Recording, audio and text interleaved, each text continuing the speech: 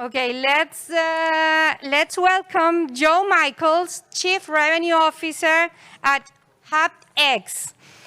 Joe Michael leads business development, marketing, and sales for Haptex, a company which developed the industry's leading haptic solution that brings lifelike touch to VR and robotics. Joe has over 2 decades of business development experience, specializing in structuring partnerships for companies on the leading edge of the new media, including XR technologies and digital publishers. Prior to Haptx, Joe was Senior Director of Business Development and Strategy at Microsoft, where he negotiated partnerships on behalf of MSN, striking deals with television networks and producers, film studios, music labels, news publishers, and sports leagues. He was instrumental in the development of MSN Video, the first major ad-supported video service on the internet, as well as MSN Originals, a pioneer of digital video series.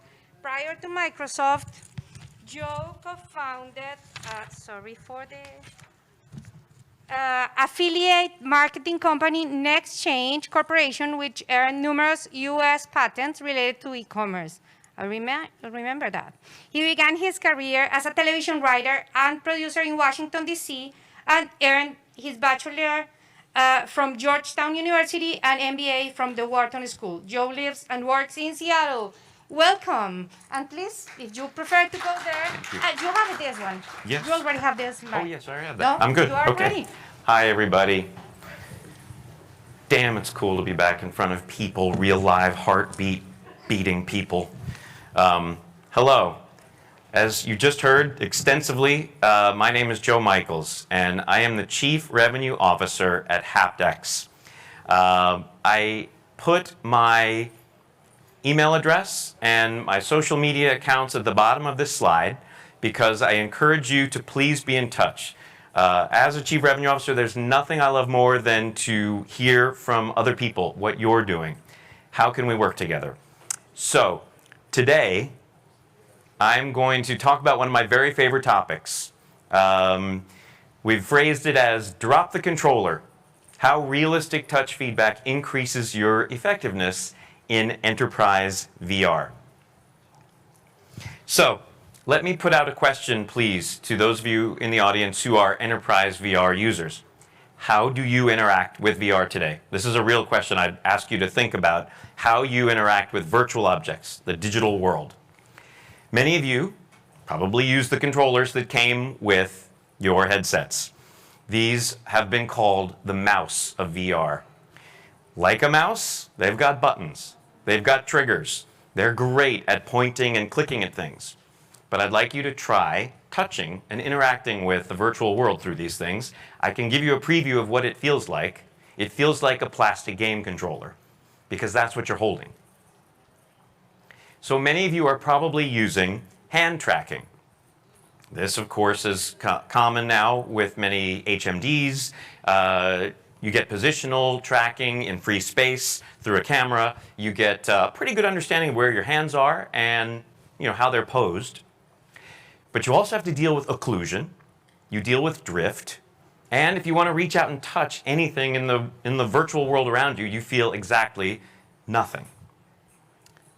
So maybe you use something else. Maybe you've got a weapon or a physical prop that is mapped to the virtual world. Super realistic feeling, doesn't change. Doesn't take advantage of VR, where everything's digital and changes like that. Now, if you're an innovative company, you're probably using a haptic glove. Maybe you're using the Excellent Sense glove made by our friends in the audience, or this Manus glove. That's what I want to talk to you about today, is kind of the innovation in the haptic space. But let me encourage you to please think critically about touch. Touch matters. Touch matters in reality. Touch matters in virtual reality. And the case I want to make to you today is touch really matters in enterprise VR. So here's a nice demonstration of how much touch matters. This is an experiment performed in Sweden. And a doctor asked a subject to do something simple. It's a task like light a match. See how quickly she was able to do that? That was easy.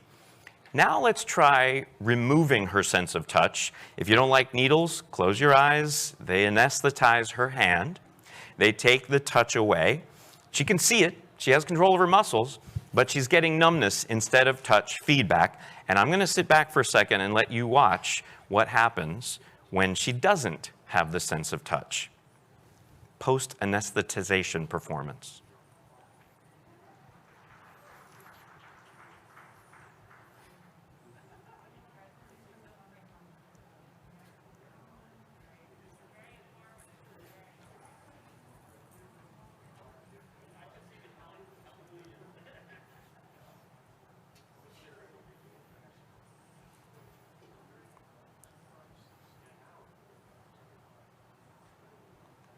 So she ultimately does it, but it's hard. We need our sense of touch. Touch matters. Now, what is it? What is this thing we keep mentioning? What is touch feedback? Well, the first thing I want to tell you is it is more than one sensation, okay? It's a collection of touch modalities, and I want to go through them now with the help of a few animals. The most important one is tactile feedback. This is the deformation, the displacement of your skin when you come in contact with an object. It's the single most important modality of touch. It's present in almost every touch interaction we ever have, and it's what you feel, the last time you picked up a hedgehog and you felt its cute little quills poking into your hand. It's an extreme example of tactile feedback. Then there's force feedback. This is movement or resistance applied to your musculoskeletal system, and it's what lets you feel location, shape, size of an object, and it's important, less important than tactile, but important, and it's what you're feeling when you high-five a dog. Vibration. This is trippy if you don't know much about this, but this is effectively a sound wave that is making contact with your skin, typically through your fingerprints. This is vibrotactile feedback, and it's basically what you're feeling when a cat licks your finger or its own paw. And then there's thermal feedback. This is the perception of heat flux, and this is hot and cold and everything in between, and it's what lets you know that the puppy's tummy is warm and wonderful. And then, of course, there's pain and itch. This lets you know something is wrong. All of these make up touch. And let's think for a second now about how we feel it. Okay, what's going on? Under the surface of your skin, below the surface, is a whole series of receptors. These are mechanoreceptors. You've got different corpuscles and discs, and they're located at different heights, basically, beneath your skin surface, and the magic of realistic haptics is being able to reach all of these. And then there's something called the 2-point threshold. Super cool. I won't go too much into it. You might have played a game when you were a kid. 2 different points on your body feel like 2 points, and as you get closer and closer, they begin to feel like 1. And on your fingertip, that's a very small distance because it's so sensitive. It's like the resolution of your skin. On other parts of your body, it's wide. Okay, and so this is the varying detail of how we feel touch, the 2-point threshold. So, we've talked about touch. Now I want to get into what I think is the exciting part, haptics. Okay, this is the science and technology of simulating it, simulating touch feedback. But here's something important. It's all the touch modalities that the animals and I just talked about. It's not just vibration. I bet you, if I had asked you to think about what's haptics, you would probably be thinking about that setting on your iPhone. It's vibration. By the way, it's not just iPhones. Give me a brief second to show you the past 45 years of haptic products, and you will see it's been almost all vibration. From the arcade games, to the phones, to the game controllers, to devices. This is all we've had for 45 years. And that's because haptics is cheap, vibration is cheap, it's easy to convey, but let me tell you that vibration is limited by its nature, okay? It's symbolic. It symbolizes contact. It symbolizes collision. It symbolizes touch.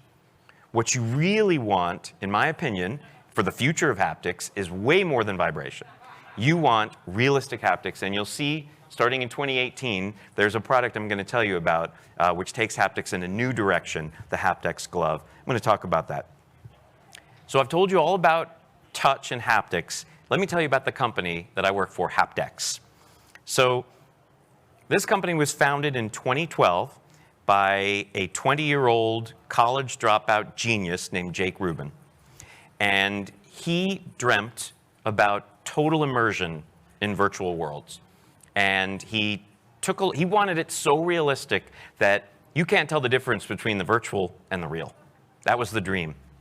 And he met up with the chair of biomedical engineering at Cal Poly in California, and they decided to found this company. And their vision and the work they did for the first 4 years was R&D toward this, the concept of full body haptics, total immersion in virtual environments. After 4 years of trying just about every tech that they could to figure out which was going to work best, I'm thrilled that they hired me in 2016, and we started commercializing and productizing this tech. And we've been doing that ever since 2016. So this is the genius of Haptex. It's the unique approach which is microfluidic in nature. This is how we get realistic haptics. And when we were doing all that R&D early in the company, looking for the right solution, we had 6 big features and benefits that were requirements. And we were able to use microfluidics to achieve all of these. One technology and one approach, one architecture that could deliver all the most important functions for realistic haptics. And this is maybe the secret of it all. We can use microfluidics to reach all of those mechanoreceptors, all of the different types. That's what makes it realistic. And we can approach, or even in some cases, hit the 2-point threshold. So there is a lot of fascinating science and engineering behind this. This is what the microfluidics looks like. This is a close-up on the material inside Haptex products. It is silicone. We're pushing compressed air through it, and it's causing actuators to rise and fall. And when these are up against your skin, they displace your skin physically, the same way it gets displaced when you touch a real object in real life, in the real world. That's what makes it possible to deliver a realistic touch sensation. And inside of this product, which is the first product we ever made commercially available, by the way, that was in January of 2021. The company was founded in 2012. So about 9 years after the company was first founded, we released our first product. For those of you entrepreneurs out there who are dreaming of product shipping, it takes a while sometimes. We've raised $31 million to date. And here we are, our first commercial product, the Haptex Gloves DK2. We're really excited about it, if you can't tell. Inside Haptex Gloves, these dots represent where we have these actuators and how they are displacing your skin. So when you touch an object or feel a surface, we can displace your skin and you feel that same pressure. That's the magic of Haptex. And we've got 133 of those actuators inside each glove. So we call it true contact haptics. That's what we're able to do. And because of that tactile feedback, we're really the only haptic glove out there, we believe, that gives you a realistic sense of touch feedback. Other gloves are spectacular at what they do. If you want the most realistic touch feedback, we suggest Haptex gloves. Real quickly, we also have force feedback on the back of the hand that stops the motion of your fingers in exactly the right spot, so you feel the size and the shape of objects. We deliver 40 pounds of resistive force per hand. And we have a very special motion tracking system. You need to know where your fingers are in space for realistic haptics. We've got a magnetic motion tracking system that gives us 6 DOF per digit of tracking. So that's 30 DOF of tracking per hand. And we're at the sub-millimeter level of precision when it comes to locating your fingers. So this is the video. There doesn't seem to be audio. If you can turn it up, great. That we released a few months ago to show you Haptex gloves. You can take a look at this video for a minute.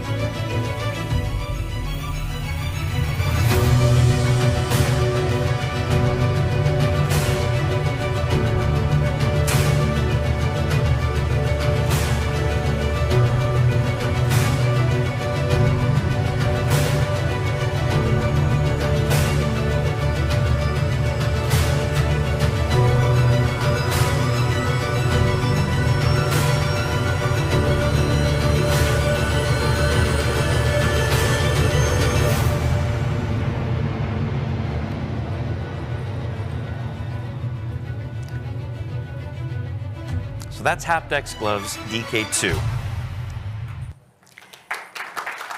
Thank you.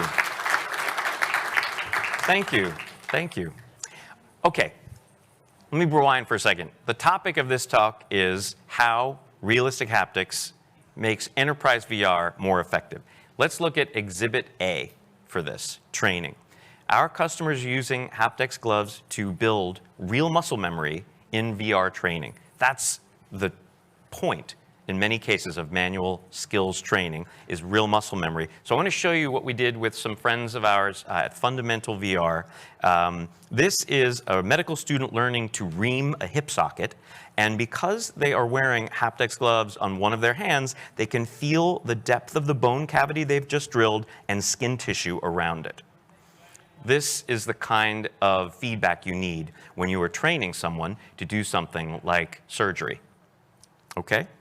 There are benefits to almost every kind of manual skills training when you use Haptex gloves, because you want to be able to feel controls, gauges, switches. You want to be able to interact with tools, your whole universe around you accurately enough that when you repeat these gestures, you repeat the motions, you learn them. You build muscle memory. You don't have to unlearn triggers and buttons. You are repeating things correctly and accurately. So you build fine motor skills, gross motor skills, and then in the real world, your body reacts correctly.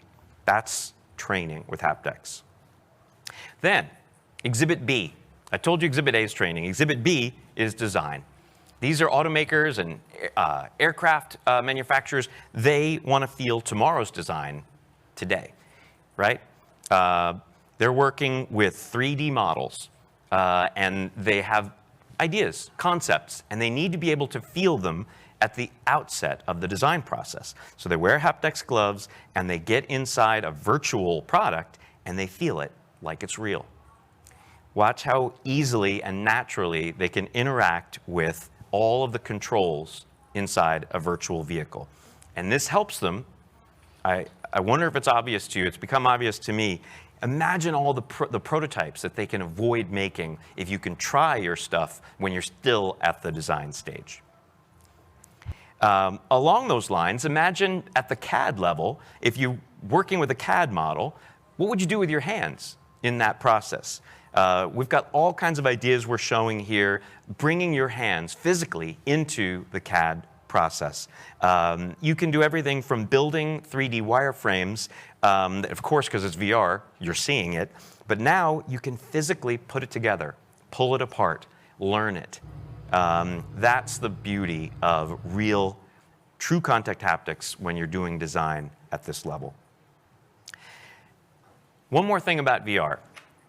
I don't know if you've been in multi-user sessions in VR like I have. If you ain't got touch feedback, you're probably going to do this, a lot of this. I know I have. You wave at each other because you don't have much else to do. So this is what Haptex is now including with Haptex gloves. multi-user networked haptics, where two different users, both wearing Haptex gloves, can work together physically and feel the same objects at the same time. The physics work right, the haptics work right, they're passing objects back and forth to each other. This is the future of collaboration, teaching, design reviews. This is what you need to be able to do when you have multiple users in a virtual environment. It's a lot more productive, and I gotta tell you, it's also a lot more fun and human. You're not just waving at each other. Now, if you feel like it, I don't know who in here would feel like it, but you might play rock, paper, scissors with an avatar in the metaverse. And so we're excited about that. So the last thing I want to share is, I know we're all here for XR, but in case you're interested, we've learned that Haptx can be super valuable for another use case, which is robotics. This is the operation of robot hands, dexterous ones, from any distance. So take a look at this. This is someone who can wear Haptex gloves and operate the motion of the robot hands with incredible precision and dexterity because they're feeling on their fingers in the gloves what the robot fingers are feeling, thanks to those green sensors. We did this in conjunction with Shadow Robot Company and Tangible Research. This is what we call the tactile telerobot, and you can feel what the robot is feeling and get the robot to perform incredibly cool, advanced, dexterous maneuvers. And the amazing part is you can do it from any distance. We're working with Verizon and other 5G providers to make it possible to experience the low latency that lets you control this from essentially any distance. So think of all the things you can do when you've got touch feedback and robots. This was a massage. Doesn't that look like it feels kind of good? He starts to dance. I don't know why he danced, but you could make a robot dance. We had a funny moment not that long ago where a well-known ex-CEO of a retailer was wearing Haptex gloves and controlling the tactile telerobot. And I can't tell if he's just giving us kind of a 4 thumbs up gesture or if he's laughing like a comic book supervillain, as some people claim on the internet. I don't comment on that. I just know that he seemed to like Haptex, which we really appreciated. So I am going to say, as we wrap this up, now that you know about touch and you know about haptics and you know about the benefits of realistic haptics for enterprise VR, I wonder if you are reconsidering at all how you want to interact in virtual reality. Do you want to experience the world, the virtual world in the metaverse through controllers? Or do you want to drop those controllers and do you want to work with true contact haptics?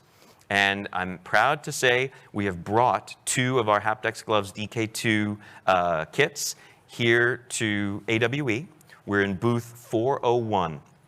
And we would love to have you come by and try it. You really do need to try it for yourself.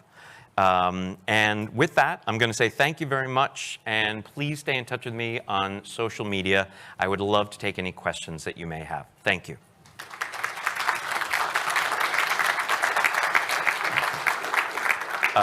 Is there a question in the front? Thank you, Joe. Please. I was just wondering, earlier on in the presentation, you kind of touched on like the R&D efforts that are happening and like showed a photo of like this full body suit. How did you guys arrive on this final design that just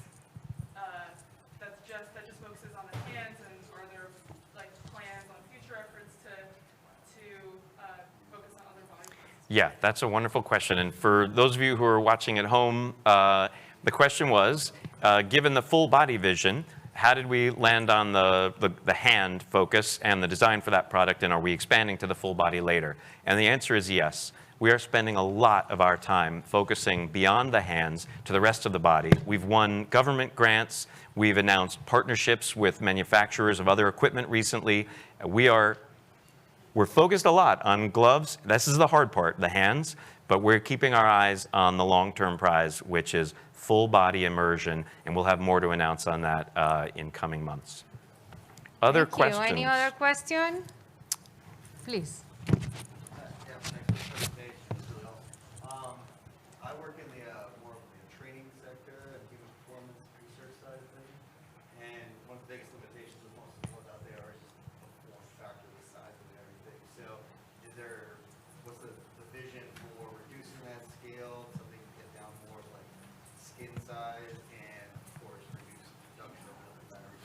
Yeah, that's a great question. So for those of you at home, the question was, are there plans to reduce the form factor in size and weight and that kind of thing so it's easier for training purposes? And the answer is yes. Our engineers always assure me that they can always improve the size, the weight, the shape. This was a development kit, and it's, it looks a little bit like one. We are hard at work, in addition to the full body, we're hard at work on the next generation of our glove, which will be a much smaller, lighter, simpler form factor. And I can't wait to show it to you when it's ready. Thank you. There, please. So your current glove is 133 silicone actuators. Do you see that as like the stopping point, or are you looking, because of the 3mm collective point sensitivity, do you see that as like the stopping point, or are you also looking to expand that for a more full hand experience with more specificity in its touch? Yeah, that's a great question. So the question was, given the 2-point threshold we talked about, and we have 133 actuators, are we shooting for more actuators? Our engineers tell me that on the palm of your hand, we have now reached the 2-point threshold. If we pack more actuators into each square inch, you're not gonna feel a lot more than you currently do. We have not yet reached or exceeded the 2-point threshold on the fingers. So we do have room to improve there. And we know we can also distribute those actuators differently on the hand, so we're looking at that so you get more coverage. Some people say, hey, I want it on the back of the hand. When I flick a switch, believe it or not, I'm not using always the pad of my finger. I may use the back of it. Can you put feedback there? So yes, we're rethinking a lot of this as we get out of development kit phase into more of a scalable product. Here we have another question. Yeah, so my question, my exact Thompson, I was watching Mark, and my use case is really like access studies, like trying to reach into different areas. This seems like a really good use case for me, but one question that I have is, if you're getting rid of the remote, how do you move about the space? I think you had a picture of you like kind of swimming, doing something like that. Yeah, that's another wonderful question. They're all wonderful. Let's just give them all good reviews. That question was, can you move in space, or are you basically tethered to a table if you need to be? I didn't really stress it, and the fact is, for this product, the DK2, we asked our engineers to make the equipment that powers our gloves light enough that you can wear it on your body. And they did it. They delivered. And it's a little bit heavier than we'd like. And I think you'll have a chance to try it at our booth. But you can put the equipment on your body, and you have 350 square feet of walk space if you would like. Or you can put the equipment on a table in front of you or under a chair, and for a seated or standing application. So it kind of, we can work with you, and we have a lot of ideas for ways to make mobility even easier. Or just pick up and you use the controllers for that piece. Yeah, we're not a big fan of integrating with the controllers, but we should talk about that after. We dropped the controllers. Please. I noticed that you use the HTC Vive that connected with the device. Are there limitations with what HMDs you can use? Yes. So the question was, are there limitations to the HMDs we can use? And the answer is yes. We really pair best with the premium HMDs, the ones that are connected to PCs today, and that connect with Steam VR tracking. You may have noticed in some of the videos there's a Vive tracking puck on the back of the hand. That's because we want precise tracking for the position, the absolute position of the hand. So we can work with Vario, we can work with Vive Pro, we can work with Valve Index, we can work with any of those great headsets. Someday, I'm sure we'll find a way to pair well with the sort of all-in-one standalone headsets that do inside-out tracking. For today, the quality level is just not high enough. From a processing standpoint, a tracking standpoint, really everything is not quite at the level we want it to be. Well, We have one. Can we get one please. more? I want to make sure we That's talk to good. women and men. Yes. We are osteopathic school, so we do manipulation.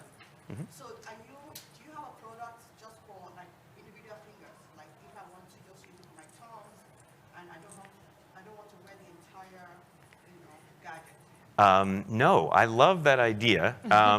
If we talk afterward, I've seen some companies that have caps that can fit on individual fingers, and I'd be happy to look it up for you because that sounds like a really cool idea for your school. But for us, we're really priced and designed for enterprise uses, and we're the whole hand. But I love the idea. Let's please talk after. Well, thank you very much. Thank you so much.